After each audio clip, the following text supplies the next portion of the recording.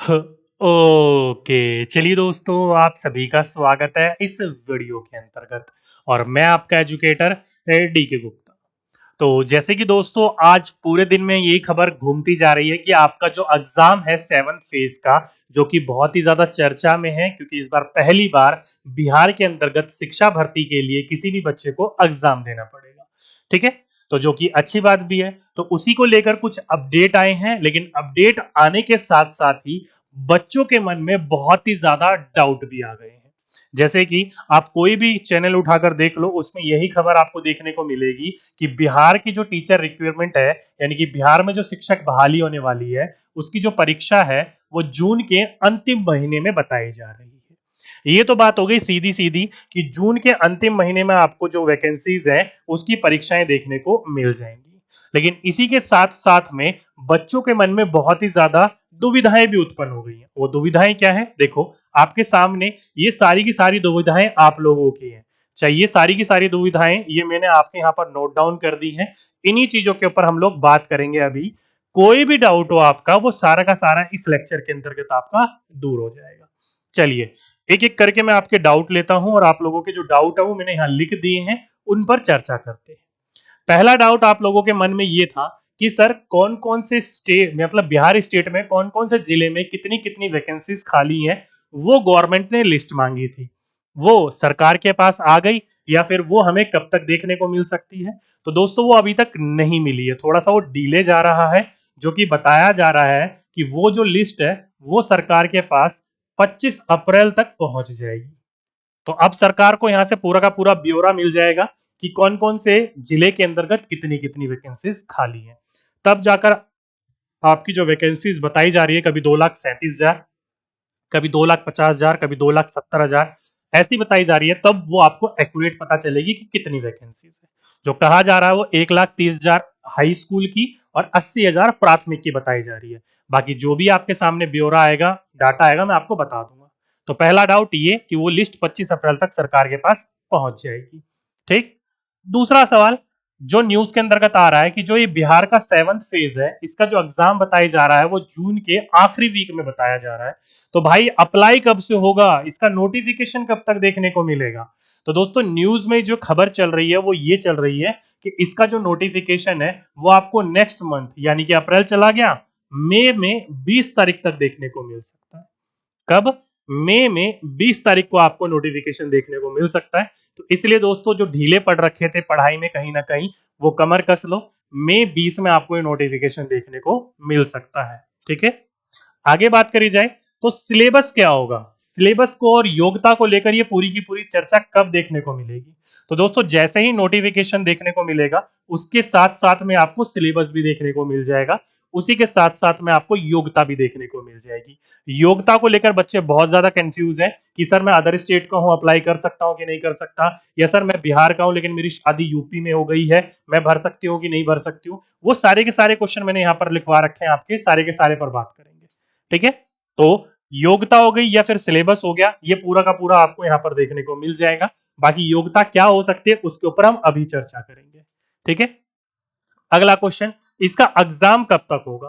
तो एग्जाम तो आपको अभी अभी मैंने बता ही दिया, साफ साफ बोला जा रहा है कि एग्जाम जो है वो जून के लास्ट वीक में आपको देखने को मिलेगा। जून के लास्ट वीक में आपका ये एग्जाम देखने को मिलेगा।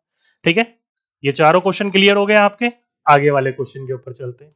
अगला क्वेश्चन आपके मन में आ रहा है कि इस एग्जाम के अंतर्गत नेगेटिव मार्किंग होगी या नहीं होगी। दोस्तों नहीं, बिल्कुल नहीं होगी। ये जो परीक्षा है, कहा जा रहा है कि 100 मार्क्स की परीक्षा होगी और इस 100 मार्क्स की परीक्षा में किसी भी प्रकार की कोई भी नेगेटिव मार्किंग देखने को आपको नहीं मिलेगी। तो नेगेटिव मार्किंग बिल्कुल भी नहीं है यहाँ पर। ठीक, अगला क्वेश्चन आपका आ रहा है कि जो नियोजित शिक्षक है, क्योंकि सीधी सीधी सी बात है जो लड़ाई चल रही है वो नियोजित शिक्षक को लेकर चल रही है। वो ऑलरेडी कह रहे हैं हम इतना एग्जाम दे चुके हैं, दोबारा एग्जाम क्यों ले रहे हो। और सरकार कह रही है जो तुम पढ़ा रहे हो उसी में से ही हम पूछेंगे, तो एग्जाम देने में क्या तकलीफ है आप लोगों को। इससे अच्छे शिक्षक समझ में आएंगे। क्यों? क्योंकि दोस्तों सरकार के पास एक ब्यौरा पहुंचा कि जो लगभग लगभग जो 2 लाख सरकारी शिक्षक है हमारे बिहार के अंतर्गत, उनमें से 70,000, छोटे मोटे नहीं, 70,000 शिक्षक जो काम कर रहे हैं उनके दस्तावेज ही नहीं मिल रहे हैं। मतलब उन्होंने डीएलएड करी है कि नहीं करी है, सीटेट करा है कि नहीं करा है, मिसिंग है। तो सीधी सी बात है यहाँ धांधली दिख रही है। क्योंकि बिहार में ये चीज आगे देखने को मिलती है। तो इसलिए सरकार ये चाहती है कि जितने भी नियोजित शिक्षक हो वो परीक्षा दे दें और परीक्षा देकर वो राजकर्मी ले बन जाए। हटाया किसी को भी नहीं जाएगा। परीक्षा में पास हुए तो वो आप राजकर्मी बनोगे, नहीं हुए तो नियोजित शिक्षक ही रहेंगे। ठीक है। तो ये बात जो चल रही है कि नियोजित शिक्षक और जो नए अभ्यर्थी है इनका एग्जाम जो होगा वो एक साथ देखने को मिलेगा। हाँ जी दोस्तों, इन दोनों का एग्जाम एक साथ देखने को मिलेगा। ठीक है।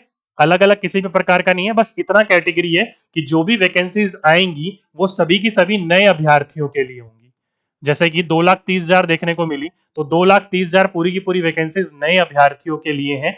बस नियोजित शिक्षक वहां पेपर देंगे, वो सीट के अंतर्गत काउंट नहीं होंगे। एग्जाम क्लियर कर लिया तो राजकर्मी कहलाएंगे, नहीं कर पाए तो नियोजित शिक्षक कहलाएंगे।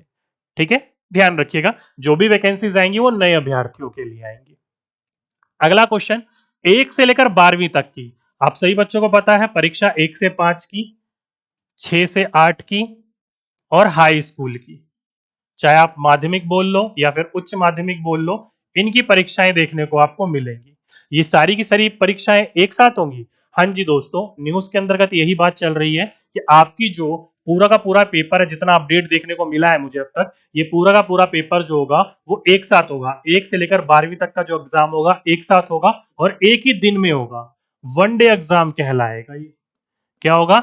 एक ही दिन में पूरा का पूरा एग्जाम देखने को मिलेगा और एक दिन में पूरा का पूरा एग्जाम होता हुआ दिखाई देगा। वन डे एग्जाम कहलाएगा ये। ठीक है।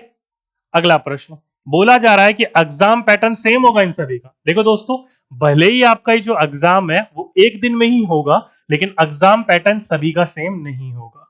क्वेश्चन पूछने के तरीके प्राइमरी में अलग होंगे, सेकेंडरी में अलग होंगे, या फिर उच्च प्राथमिक या फिर हाई प्राइमरी, जिसे आप प्रारंभिक भी बोलते हो, एलिमेंट्री भी बोलते हो, उसके अंतर्गत क्वेश्चन पूछने के तरीके अलग होंगे। तो एग्जाम भले ही सेम दिन हो, लेकिन एग्जाम पैटर्न सेम नहीं होगा, वो सभी का एग्जाम पैटर्न अलग अलग देखने को मिलेगा। अगला क्वेश्चन, अदर स्टेट वाले भर सकते हैं। देखो दोस्तों, ये बहुत ही ज्यादा क्वेश्चन पूछा जा रहा है बार बार, जो कि नियमावली में साफ साफ कह दिया गया था इस बार कि अदर स्टेट वाले नहीं फिल कर सकते। जो भी फिल करेगा वो भारत का वासी होना चाहिए, साथ ही साथ में बिहार का वासी होना चाहिए, वही केवल इस फॉर्म को भर सकता है। तो अदर स्टेट वाले इस फॉर्म को नहीं भर पाएंगे। ठीक है। जैसे बिहार के अंतर्गत, यूपी के अंतर्गत जब फॉर्म आते हैं तो यूपी का डोमिसाइल मांगा जाता है ना, उसी प्रकार से बिहार में फॉर्म आए तो बिहार का डोमिसाइल मांगा जा रहा है अब। ठीक है। अब इसी में से दोस्तों एक क्वेश्चन बहुत ही ज्यादा पूछा जा रहा है, खासकर महिलाओं के लिए एक क्वेश्चन बहुत ज्यादा पूछा जा रहा है ये वाला, कि सर मैं बिहार की हूं लेकिन मेरी जो शादी हुई है वो यूपी में हो गई है, तो अब मैं इसके अंतर्गत फॉर्म फिल कर सकती हूँ कि नहीं कर सकती हूँ? तो दोस्तों इसका क्वेश्चन का जवाब है बिल्कुल, आप हाँ फिल कर सकते हो। ये जो है सरकार ने पहले ही छूट दे रखी है आपकी, चाहे किसी भी महिला की शादी जो बिहार की बच्ची हो और उसकी शादी किसी अदर स्टेट में हो गई है, तो उसको आरक्षण वही मिलेगा जो वो बिहार में थी, चाहे वो जनरल हो, एससी हो, ओबीसी हो, एसटी हो, जो भी हो, उसको आरक्षण भी मिलेगा, उसको लाभ, जो आरक्षण का लाभ है वो भी मिलेगा, और साथ ही साथ में वो फॉर्म भी फिल कर सकती है। लेकिन बिहार के जो भी दस्तावेज चाहिए होंगे उन सरकार को, आपको वेरीफाई करवाने होंगे। चाहे जैसे कि बिहार में रहने वाली थी तो कहीं ना कहीं आपका कुछ ना कुछ बिहार का तो होगा ना, तो वो आपको वेरीफाई करवाना पड़ेगा। अब यहीं पर ही कई बच्चियां कहती हैं कि सर मैं यूपी की हूं। अब फॉर एग्जाम्पल के रूप में कई बच्चियां जो होंगी वो यूपी की होंगी, झारखंड की होंगी, उनकी शादी बिहार में हो गई है, तो वो फॉर्म फिल कर सकते हैं? ये भी दुविधा है। तो बिल्कुल दोस्तों, आप अगर झारखंड यूपी की हो और आपकी शादी बिहार में हो गई है तो भी आप फॉर्म फिल कर सकते हैं, सरकार ने बिल्कुल कह रखा है। और आपका जो फॉर्म फिल होगा आपको भी आरक्षण का उतना ही लाभ मिलेगा जितना बिहार की बच्ची को मिलता है। क्यों? क्योंकि आप बिहार के अंतर्गत स्टेट में आप बहू बन के आई हो, तो आप इजिली आप अपने एग्जाम को दे पाओगे। तो उन महिलाओं के लिए अच्छी खबर है जो शादी करके बाहर चली गई थी, या फिर यूपी से या फिर झारखंड से बिहार शादी में बिहार में हुई है उनकी, तो वो 101% फॉर्म भर सकती है, कोई दिक्कत नहीं आएगी। ठीक है। बाकी जब नोटिफिकेशन आ जाएगा तो डिटेल में मैं आपको प्रूफ भी दिखा दूंगा। छठवें चरण में ये बिल्कुल देखने को मिला था। ठीक है। आगे चलते हैं। अगला क्वेश्चन लोग बच्चों का पूछा जा रहा है कि बीएड वाले जो बच्चे हैं वो कक्षा 1 से लेकर 5वीं तक अप्लाई कर सकते हैं। तो देखो दोस्तों, अभी जो नियमावली आई थी उसमें कहीं पर भी बीएड बीएड का नाम नहीं दिया गया था, उसमें हर जगह डीएड डीएलएड की बात कही गई थी, तो वहां पर कहीं पर भी बीएड की बात नहीं करी गई थी। तो उस नियमावली के अनुसार देखा जाए तो बीएड वाले 1 से लेकर 5 तक अप्लाई नहीं कर सकते, लेकिन अभी इसमें 50-50 चांस मानकर चलिए। ठीक है। जब तक पूरा का पूरा नोटिफिकेशन नहीं आ जाता, जब तक पूरी पॉसिबिलिटीज है, कुछ भी हो सकता है। लेकिन अभी जो नियमावली आई थी उसके अनुसार मैं बता रहा हूं, हर जगह डीएलएड की बात करी गई थी। तो इसलिए दोस्तों डीएलएड वाले बच्चे इजीली अप्लाई तो कर पाएंगे पेपर 1 के लिए। अब डीएलएड देखो दोस्तों 2 साल की होती है और एक 4 साल की होती है। तो जिस बच्चे ने 4 साल वाली कर रखी होगी वो 6 से 8 तक भी अप्लाई कर सकता है, जिसने 2 साल वाली कर रखी होगी केवल 1 से 5वीं तक अप्लाई कर पाएगा। ठीक है। बाकी बीएड वाले 1 से लेकर 5वीं तक के लिए जो नई नियमावली अभी आई थी उसके अंतर्गत अप्लाई करने की बात नहीं कही गई थी। नोटिफिकेशन आने दो तब मैं आपको और डिटेल में बता दूंगा। ठीक। अगला क्वेश्चन जो लास्ट पूछा जा रहा है बच्चों से कि सर मैं डीएलएड, जेबीटी, बीटीसी या डीएड जो भी आप नाम से जानते हो उसको, किसी भी प्रकार की पात्रता के नाम से जानते हो, आप उसमें फाइनल ईयर में हो। फाइनल ईयर बोल लो, फाइनल सेमेस्टर बोल लो, फर्स्ट ईयर बोल लो, सेकंड ईयर बोल लो, सेकंड सेमेस्टर बोल लो, थर्ड सेमेस्टर बोल लो, कुछ भी बोल लो, आप अभी क्लियर नहीं कराया आपने, अभी आप उसी के अंतर्गत हो, तो मैं अप्लाई कर पाऊंगी? तो नहीं दोस्तों, आप अप्लाई नहीं कर सकती हो। देखो दोस्तों, जब भी कोई भर्ती परीक्षा आती है ना, उस भर्ती परीक्षा की एक शर्त होती है, जैसे कि बिहार की मान लो, तो बिहार की भर्ती परीक्षा के अंतर्गत बोला गया है कि बी टेट या सी टेट ये आपका क्वालिफाई होना चाहिए। प्लस में जो भी आपने कोर्स कर रखा हो, चाहे वो जेबीटी हो या फिर कोई भी other teaching exam, teaching course हो, कोई भी आपका टीचिंग कोर्स हो, वो आपका क्या होना चाहिए? पास आउट होना चाहिए। मतलब आपके पास उसकी डिग्री, डिप्लोमा, सर्टिफिकेट जो भी उसके अंतर्गत मिलता हो वो आपके पास होना चाहिए। फुल एंड फाइनल होना चाहिए। ये नहीं कि सर मैं अभी फाइनल ईयर में हूं, मैं लास्ट सेमेस्टर में हूं। तो नहीं दोस्तों, जैसी आपकी ये वैकेंसीज आएंगी, अप्लाई होना शुरू होगा, तो उस डेट से पहले आपके पास ये दोनों चीजें होनी चाहिए। अगर है तो वेल एंड गुड है, अप्लाई कर पाओगे आप। नहीं है तो अप्लाई फिर भी कर पाओगे, लेकिन जब आपका सर्टिफिकेट या किसी भी प्रकार की वेरिफिकेशन होगी उसमें आपको छांट कर हटा दिया जाएगा, अलग कर दिया जाएगा। तो इसलिए अगर आप एक्सपीरियंस के लिए एग्जाम देना चाहते हो तो बिल्कुल दीजिए, लेकिन वेरीफाई करवाने के लिए अपने दस्तावेज को मत जाइएगा। ठीक है, नहीं तो वहां पर छाट के हटा दिया जाएगा आपको अलग से। ठीक। तो ये सारे के सारे क्वेश्चन आप लोगों के मन में पुटअप हो रहे थे और इन सभी के सभी क्वेश्चनों के जवाब देने का मैंने आपको पूरा का पूरा प्रयास किया है। अब आ जाता है दोस्तों मेन क्वेश्चन के ऊपर, क्योंकि आप लोगों को मैंने बोला था कि आपकी जो क्लासेस हैं वो जल्दी ही मैं स्टार्ट कर दूंगा। तो 7th फेज अब आपका देखने को मिल रहा है, जल्दी आपके सामने मिल जाएगा।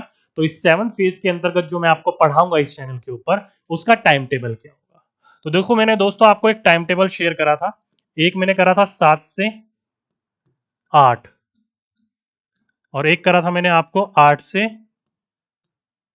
9। ये मैंने 2 टाइम टेबल आपको बताए थे, जिसमें मैंने बोला था आपको इसमें आपको सीडीपी में करवाऊंगा और इसमें मैं आपको हिंदी करवाऊंगा, हिंदी की व्याकरण। ठीक है।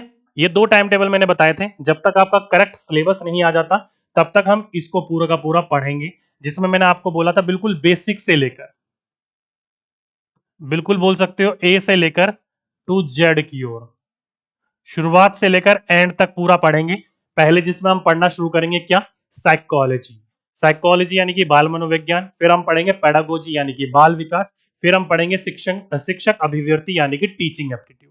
ये तीनों की तीनों जब चीजें कंप्लीट कर लेते हो तब आपका सीडीपी पूरा का पूरा कंप्लीट हो जाएगा, जो कि कहा जा रहा है आपके एग्जाम में ये जरूर देखने को मिलेगा 50 नंबर का। चाहे आप पेपर 1 के हो, पेपर 2 के हो, किसी के भी हो, कहा जा रहा है कि 50 नंबर का ये पूरा का पूरा देखने को आपको मिल सकता है।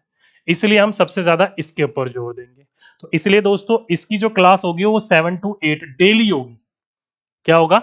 डेली होगी 7 to 8, कोई दिक्कत नहीं है। लेकिन ये जो हिंदी की क्लास होगी, जब तक आपका प्रॉपर सिलेबस नहीं आ जाता, ये क्लास या तो ऑल्टरनेट डे पर होगी या फिर जब भी होगी तो आपको नोटिफिकेशन मिल जाएगा। ये क्लास डेली मैं आपके लिए नहीं करवाऊंगा। क्यों नहीं करवाऊंगा? क्योंकि दोस्तों पूरा का पूरा जब तक सिलेबस नहीं आ जाता कंफर्मली, तब तक मैं आपको ये पूरा का पूरा कंफर्मली नहीं करवाऊंगा। ताकि अगर बाय चांस सिलेबस में नहीं रहा तो खामा-खा आपने तैयारी करी, परेशान हो गया आप भी। ठीक है। इसलिए दोस्तों हम दिमाग के ऊपर केवल वही लोड डालेंगे जो हमारे लिए जरूरी है। अभी हमें ज्ञानी नहीं बनना, हमें केवल अभी एग्जाम पास करके एक जॉब लेनी है बढ़िया सी, और कुछ नहीं। ठीक है। तो इसलिए दोस्तों ये आपकी क्लास डेली होगी 101%, 7 to 8 आइएगा करेक्ट टाइम पर शाम को। वहां पर आपको एक साइकोलॉजी शुरुआत आपको मिल जाएगी। कल से बिल्कुल बेसिक से ऊपर चलेंगे। ठीक है। उसके नोट्स वगैरह कहाँ मिलेंगे? तो नीचे डिस्क्रिप्शन में कमेंट बॉक्स में मैंने एक टेलीग्राम चैनल का लिंक दे रखा है, उस लिंक पर क्लिक करके ज्वाइन कर लीजिएगा, बिल्कुल फ्री ऑफ कॉस्ट। जो भी क्लास होगी उस क्लास के 1 घंटे बाद उसका पीडीएफ वहां पर अपलोड कर दिया जाएगा, वहां से आप डाउनलोड कर पाओगे। ठीक है, चलिए, तो ये था दोस्तों आज का पूरा अपडेट मेरी तरफ से। उम्मीद करता हूं आप लोगों के मन में जितने भी क्वेश्चन होंगे वो सारे के सारे क्लियर हो गए होंगे। फिर भी कोई डाउट है तो नीचे कमेंट बॉक्स में लिख दीजिएगा, पूरा का पूरा प्रयास करूंगा उसको दूर करने का। ठीक है, तो चलिए दोस्तों, मिलते हैं अपनी कल से रेगुलर क्लास में। जब तक के लिए सभी बच्चों को धन्यवाद।